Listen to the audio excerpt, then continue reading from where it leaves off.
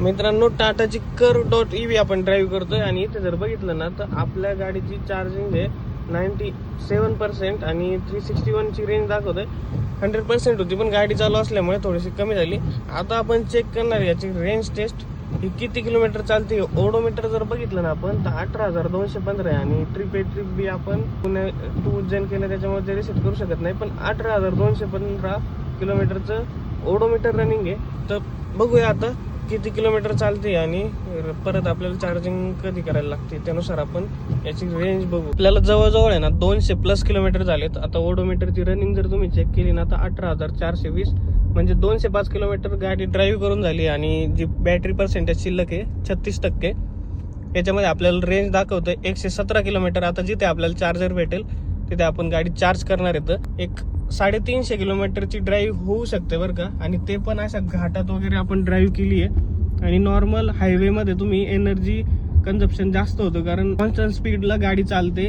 जे रिजनरेशन असतं ते बंद किंवा काम येत नाही, ते सिटीमध्ये काम येतं. त्याच्यामुळे मग आता बघूया आपण कितीपर्यंत जाते आणि त्याच्यानंतर किती शो करते. आता आहे ना आपले जवळजवळ 18,459 किलोमीटर झालेत. तर बघितलं तर 244 किलोमीटर झालेले आहे. तर 95 किलोमीटरची रेंज अजून पण शो करते. तर 344 340 आपण हायवेला 80-90 100 पण आलेलो आहे.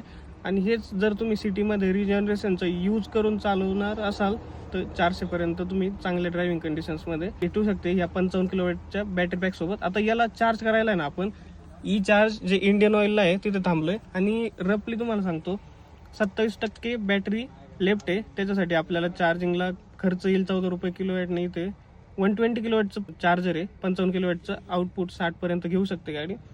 तर रफली एक 40 युनिट गाडी घेईल आणि त्यासाठी आपल्याला खर्च जाईल GST पकडून 660 रुपये.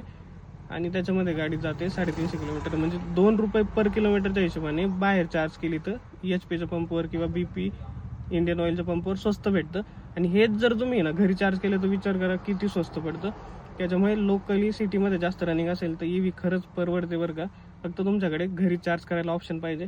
बाकी कर्व EV तुम्हाला एवढे रफली रेंज देऊ शकते. व्हिडिओ कसा वाटला कमेंट करून नक्की सांगा. अशाच ऑटोमोबाईल क्षेत्रातल्या माहितीसाठी तुम्ही आपल्या ऑटो ज्ञान मराठी पेजला फॉलो करायला विसरू नका. धन्यवाद.